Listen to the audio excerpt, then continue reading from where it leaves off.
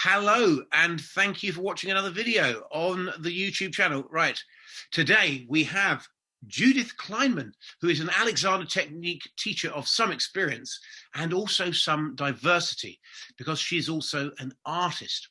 And I wanted to interview her because she is expressing some of the ideas that we cover in the Alexander Technique work. So let me ask you first of all, Judith, how did you actually get into the Alexander Technique? Oh, hello, by the way, Nick. Nice to see you and have a chat today. I got into it because I'm also a musician and I went to music college. Right. And I was so lucky that there was the wonderful Elizabeth Waterhouse teaching at the Guildhall.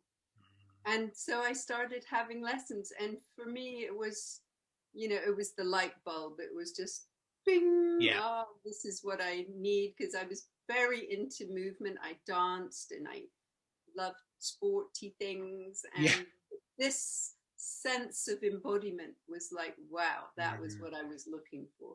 Yes, yeah. And so you studied for 3 years? Yes, I studied at the Guildhall for 3 years and had quite a sort of lovely, I was very fortunate to have a lovely career in music and still have that connection. What do you play? I play bass and cello. Okay. And then I went, I had things I was so excited about the Alexander work and then thought about training. And I was very fortunate to train a long time ago, over 30 years ago now, with Mr. MacDonald and Shoshana Kamenetz. So yes. Well, I think I'm right in saying MacDonald was much more the theatre side of things, because I used to know a teacher at the National Theatre. Yes. Sue, is it Sue Laurie? Yes, she's wonderful. Yes. And written a beautiful book. Yes. So you know Sue? Yes, and she does the most marvelous work, and it was interesting that about the time I was training, I met my husband and we collaborated, and after we'd finished training, started working at the Royal College of Music, where a lot of our work is with young musicians. And what sort of age group is that? Oh yes, that age group is sort of degree, undergraduate and postgraduate. So from sort of 17, 18 till any old age, really. Yes. Well, very lucky for them to start so young. Yes, that's true.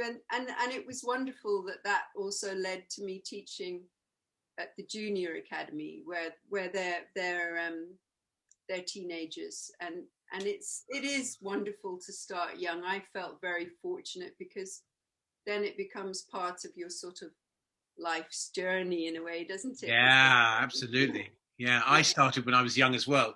In fact, for me, as a young actor, I started without even really knowing I was doing the Alexander Technique. And then, of course, I sort of found out, oh, right, the Alexander Technique, you make that connection. I never looked back, But for me, Alexander Technique was the cure for my lust to want to act. Yes, it can be.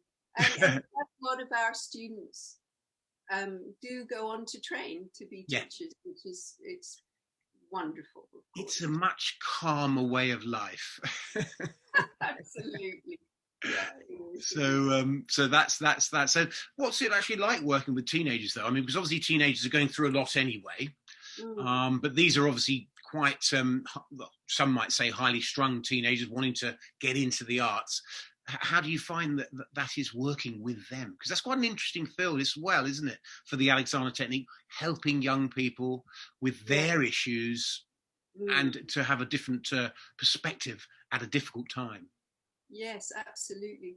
And that's a big sort of part of my work, really. I've sort of worked with developing in STAT, the Society for Alexander Teachers, Alexander in Education, and I've gone on to work with the wonderful Sue Mary with the Developing Self work, where we're really talking all the time about taking the work to. She works with very young students, but the work that I do at the Academy, I find them so intelligent and open, the teenagers, and they're so curious to have work that helps them, because so many of our young people these days are under tremendous pressure. And I think if we help to make the work relevant to sort of, not just sitting nicely and moving easily, but to actually coming home to yourself and feeling that you can let go of what's interfering with being easy.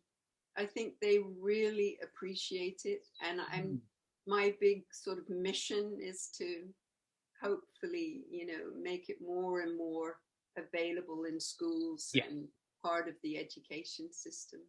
Well, I think with the current sort of COVID crisis and people working on Zoom, I mean, my daughter's 9, she finds it very stressful. She said today, I'm glad that it's half term because I can't stand Zoom. I mean, there is a lot of call for something away from the screen that is going to perhaps get people to fight the stress, because Zoom work, it generates a kind of stress, doesn't it? It really does. And I think it's really quite worrying talking to some of these young people, that they're on Zoom and they're being, kept sitting down for hours and hours a day. And really it's so unhealthy. And just our work has so much to offer in so many ways. Just the sort of self-regulation of the work, but also unpacking learning. I mean, what a gift to have. Yeah, I mean, let's talk a little bit maybe from a practical point of view. I mean, so let's just imagine you've got this group of teenagers for the first time. They've never heard of the Alexander technique. Doesn't matter whether they're actors or musicians or they're just teenagers, let's say. What's the approach? I mean, how do you, because I mean, I wouldn't, as an Alexander teacher of, 20 years, I still wouldn't, how do I, what? I mean, I think that's, obviously lots of teachers do it differently, and deep respect to everyone. I think the way that I approach it generally is sort of understanding the sense of the body, but also the sort of the play of the mind, and really helping teenagers to understand that there is habit of thinking. We all have habits of thought, and that kind of organizes our emotions and the way we move, and just sort of introducing that gently and helping them to sort of discover it for themselves, because that's always the powerful way, isn't it? When you kind of go, oh wow, I didn't realize that. Yeah, I do that, and I could actually not do that. Sure, yeah, but I mean, let's say from a practical point of view, I mean, I'm just imagining myself running a class. I might first of all, get them in, talk a little bit about the Alexander technique, and then maybe get them to do some semi-supine. I mean, how what sort of practical things? I mean, there's lots of hands-on work, I suppose, is there? Well, when we're lucky enough to be in the room. Well, yeah. But I think that's what I think is really wonderful about our work is that, we can introduce the principles and then apply the principles to a directed activity, and then apply them again to whatever it is that young person is interested in, whether it's playing piano or speaking some Shakespeare or playing football. And that beautiful sort of journey through the principles and the directed activities to what it is you actually do and your day-to-day life. It's so relevant, and it helps them to chunk up their learning into understandable variables. I mean, you're calming them down, getting them into that sort of Alexander place, which is a more open and more creative space to work from, and they see that, do they? Yeah, and often I think, in learning, we go from A to W sort of thing. Yeah. And this journey of simple tasks and understanding your whole self being involved, whether your mind's wandering or you're sitting awkwardly or breathing, too much or too little. Yeah. And gradually building the skill of awareness. I think, as we both know, and all Alexander folk know, it takes time and there's not a destination. It's an ongoing process. Yeah. Process, and it's so helpful. And I think that's the thing to keep emphasizing, that it's not another thing to get right. No. It's a catalyst, really. Yes. Yeah. I mean, what sort of issues can come up in a classroom situation? I mean, do they present sometimes that you have to find a way to deal with? Yes, well, very interesting. I mean, I think this identification of mental chatter is really something that when a lot of people just haven't realized that it's going on, or that they have any sort of agency over that. And that's how I got into the technique, really. I mean, the acting was actually secondary, because my mind is still very fast and mercurial, and if I hadn't discovered the Alexander technique, I would have gone bonkers with it. It just wouldn't. And now, of course, yes, working with people, you realize that it's one of the big problems of the modern age. Of the modern age, exactly. And how to come to quiet in your mind, which is the most wonderful thing. But it's really hard to do that if your body's still on go. So to regulate where you're integrating the psychophysical and really being on side with your emotions and the pressure that you're under. I think lots of people don't befriend themselves in that way. We feel like, we'd look after someone else, but we'd forget to look after ourselves. So I think that's the major thing with young people.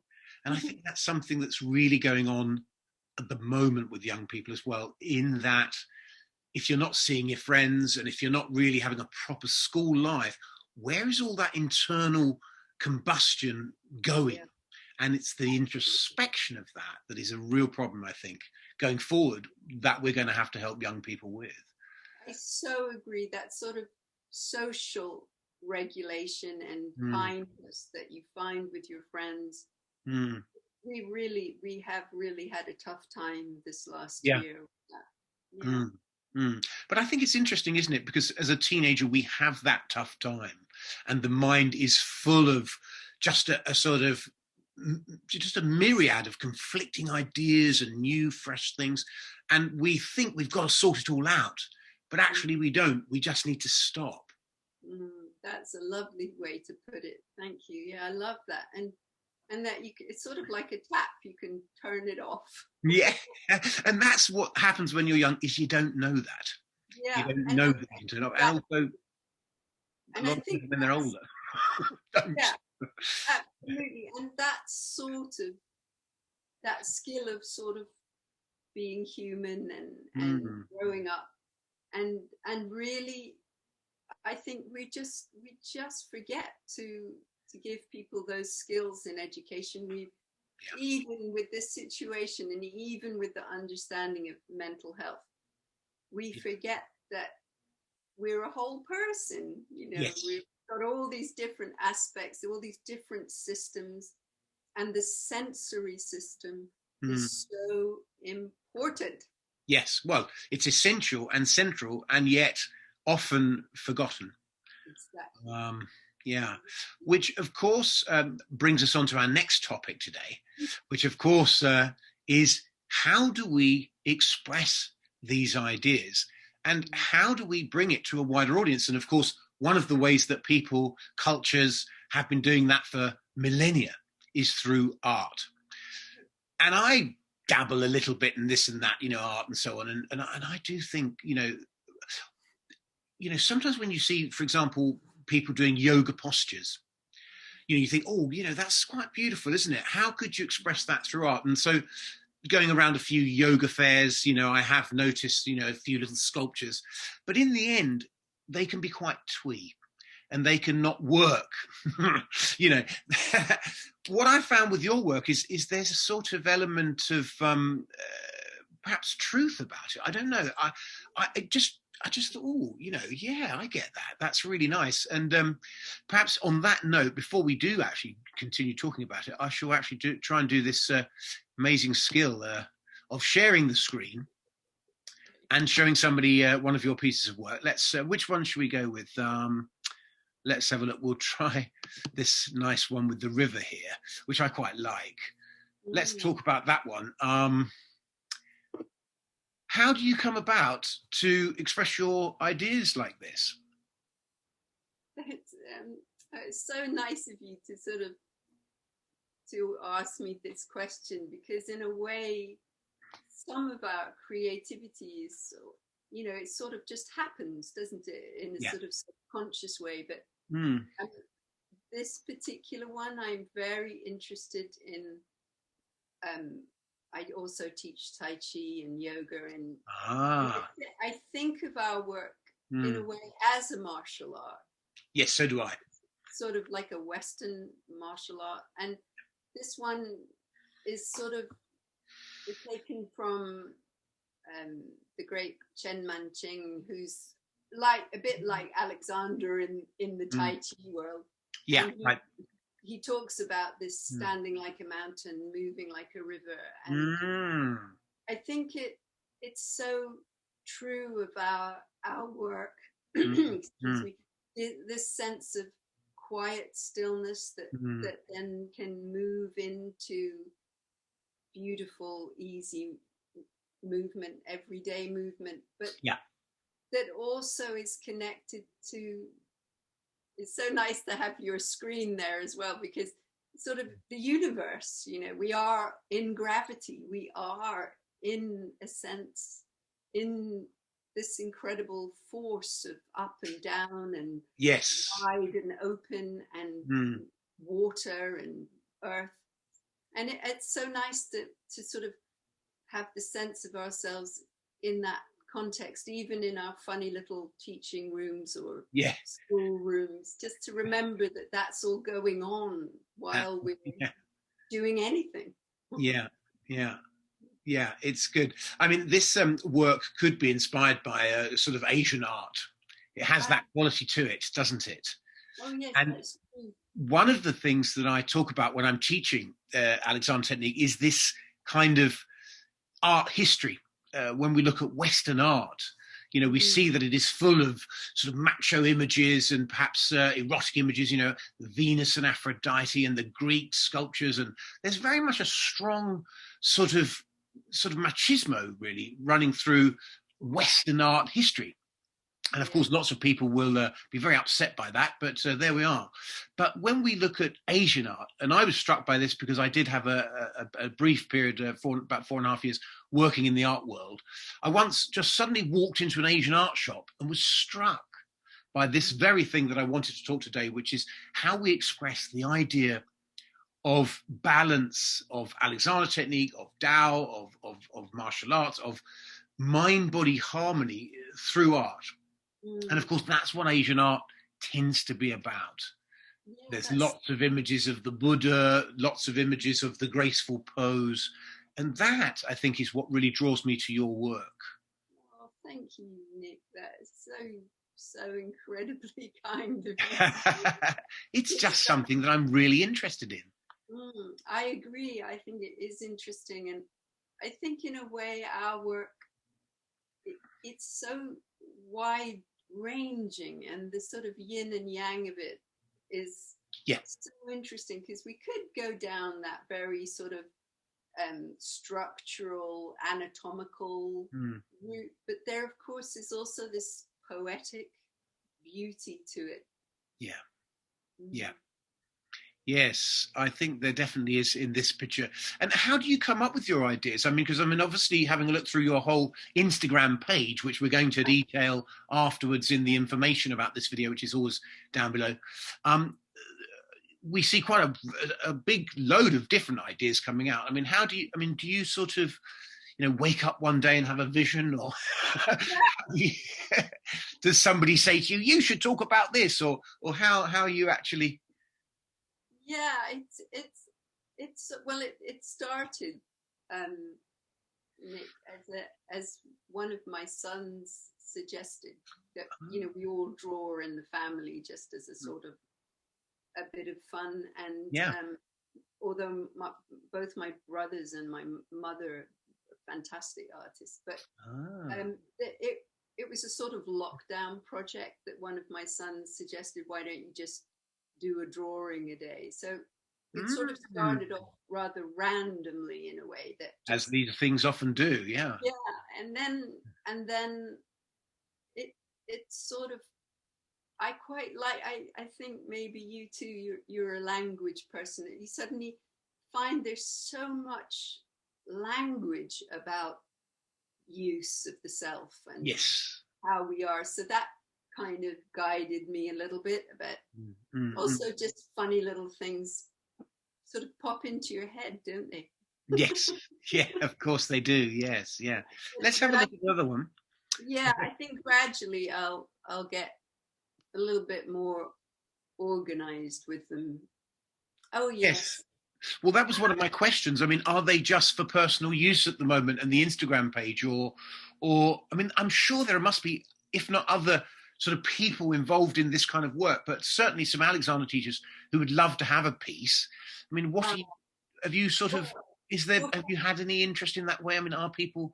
Yes, funnily enough, a few people have suggested a book, and then a couple of publishers have been in touch. So maybe that will come, because I have written some, you know, I've written with my husband the Alexander Technique for musicians, and various books on taking the work into education. But one publisher was saying, you know, we just want loads of images and very little words. Yes, absolutely. I mean, I agree, but I do think they lend themselves to poetry as well, don't they? And perhaps some explanation. But you could have a beefy introduction and then lots of pictures, I suppose.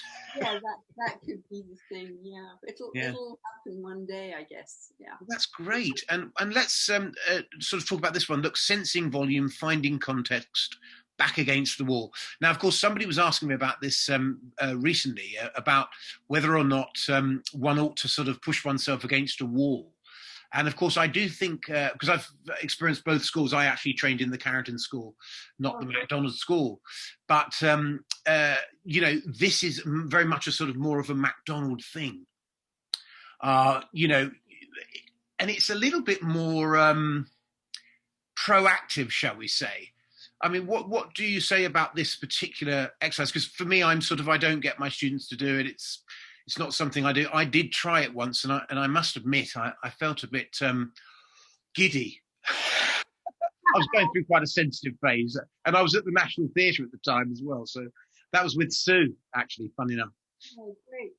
Yeah, I mean, I think some of our directed activities for me, they're a bit like studies in music, you know. Sometimes, you know, you just need to do C major very quietly, and then sometimes you can do a great long diminished sevenths or arpeggios. And I think the context of back against the wall for me was sometimes, you know, there's that lovely expression that Socrates had, was the common sense is the integration of all the senses. And that sense of touch that the wall could give us. And it's not, I agree with you, it's not a simple thing, because sometimes, like, you know, we're hoping that the thoracic spine and the lumbar spine would be on the wall, but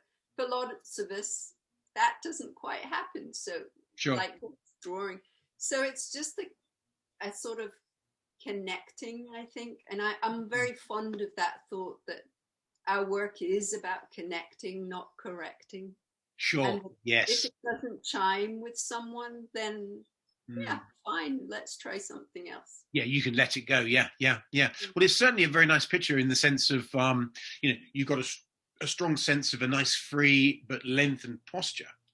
That's quite, I think, tricky to depict in drawing. I mean, do you have a lot of drawings that go in the bin? I mean, it's because they don't quite express. Because I mean, that's the thing about it, is that each one has that sense of freedom. And I think that's really difficult to get. And that was where I sort of drew a blank in terms of going forward with this idea of expressing our work, really, is that, you look at that and you go, oh, yeah, that's good posture. I mean, have you had to work quite hard at that? Or? Well, I think you're right. Some of them I don't use because it's so interesting, don't you find, with it, that one little line will look like the tension is too much in the chest, or there's sort of, there isn't that springy sense in the legs of knees forward and away. So yeah, some of them do go in the bin, and I just really made a pact with myself, though, that I would think about the means whereby and not try and be Leonardo da Vinci, or I would just accept myself and the way I draw and just enjoy it. I'm really enjoying it, actually. So yeah, of course. So that's my main criteria.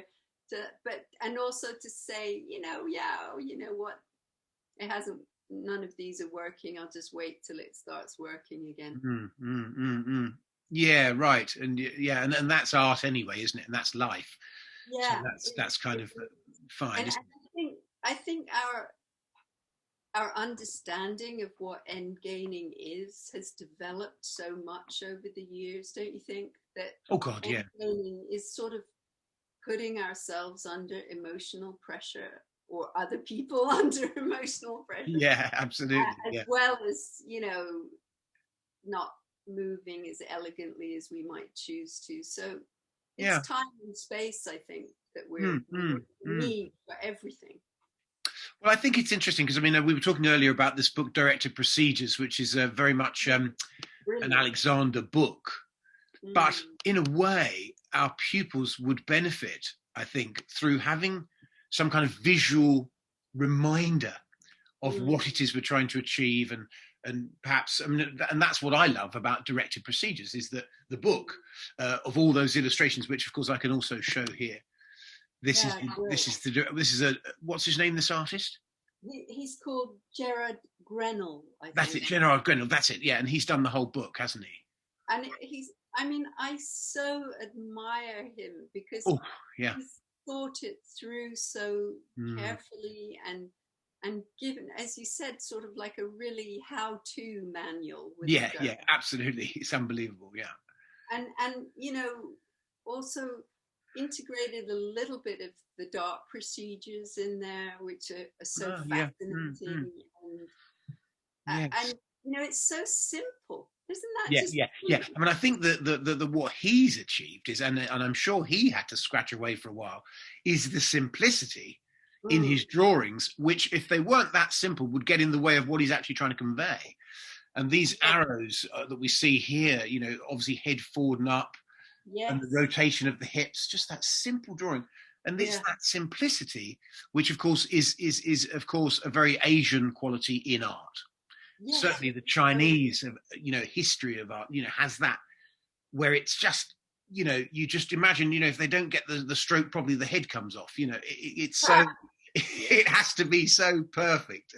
And of course, if it is, the message is there too, and the message is perfect. And I think that here we, as Alexander teachers, will understand completely. But I was doing a Zoom monkey, just before we started with somebody, and he's learning the monkey, and I should send him that image. Yes, because it will help him. It's great. And I think one could just have a little postcard on one's desk to sort of remind one. Yeah, exactly. But I mean, I have on my shelf, I don't know if we can see it there behind me, a thing which is a very generic Asian sculpture, Oh, and it's yeah. called the Graceful Pose. And when I spoke to, well, I was given it by a pupil who owned a gift shop actually, and so she had a lot of these different things coming in over the years, you know, and she said that was the one that suited me the best when I was teaching at the Alexander. And she said it's a very generic sculpture, a bit like the three ducks. If you Yeah. remember the three ducks or flying ducks, or you know, she said Yeah, it's just like that. In that's Chinese households, they'll have it, and it's a reminder yeah. that good posture is an expression, not just of you know well-being. It's not just an aesthetic. It's an expression of well-being. It's an expression of, you know, reaching great heights as a human being, you know, and that's what really appeals to me as well, you know, that sort of idea that you know, we're climbing inside ourselves and coming out in a nice way, you know. Yes, I keep this little, you know, one of these little Chinese warriors on Oh my, yes. and I find them, you know, that sort of just the thought of the spiritual warrior as well. Yes. Yeah. Chapman's work is so powerful. Yeah. What's this one here? This is quite an interesting one, and it looks quite. It doesn't have, should we say, the freedom of the others. This looks like somebody working their back or something like this. Yeah. What's going on in this picture? Well, this I am very interested in the dart procedures, and it's and it's a sort of sense of really finding that length and range of movement that the spine has, and also the weight in our springy legs supporting that. So yeah, and sort of, I don't know, like having the landscape outside, just reminding ourselves that, you know, as you said earlier, the volume, that sense of volume is so important to me. And that we don't want to get too careful maybe and only think one way about it. But the dart procedures really help with that. I think they really help with the sense of range. Yeah, I must admit I haven't got into the dart procedures. Right. I don't know anything about them, and so this picture is really expressing a dart procedure, is it more? Yeah, which is sort of like an extension of directed activities, sort of taken slightly into evolutionary movement, right? And sort of helping us find the reflexes. So it's very interesting work, and it, again, it's not for everyone, but I find it helpful for, especially if you have a student who's sort of maybe a little bit sporty as well, who would like, you know, like to have a sort of strength going on as well with the work. Yeah, right. Yeah. I mean, it reminds me a little bit, now we're looking at it, of this sort of cat. Yeah, exactly. That big stretch into the back, which, in fact, if I do a sort of guided constructive rest with somebody, when I get them to come up, I do get them to sort of do something akin to this, you know, this kind of long stretch, because, you know, you want to sort of, as you're getting up from the lying down work, be aware of this new back, and that's quite a nice way of doing it. It's again, you know, we've got a picture there that expresses something of the ideas we're trying to explore, you know, in our work, and that's really nice. And that sort of sense of opposition in direction, which is so important to us, isn't it? That, you know, that there's volume in every direction. Yes, I always say to people, you know, don't worry about the collapsing, that will happen. let's focus on the lengthening, you know, because we do need to actually shorten the spine as well as lengthening it. We can't continue to lengthen it endlessly, but we really don't have to worry about the shortening, do we? No, we don't.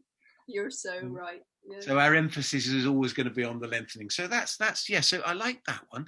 And now we've got a bit of one coming up, which is again, this is not your picture, but we're both quite enjoying it. This is quite funny. Who's done this one? That I just put my glasses on to make sure I get their names right. Penny Ingram and Colin Shelbourne, and they wrote.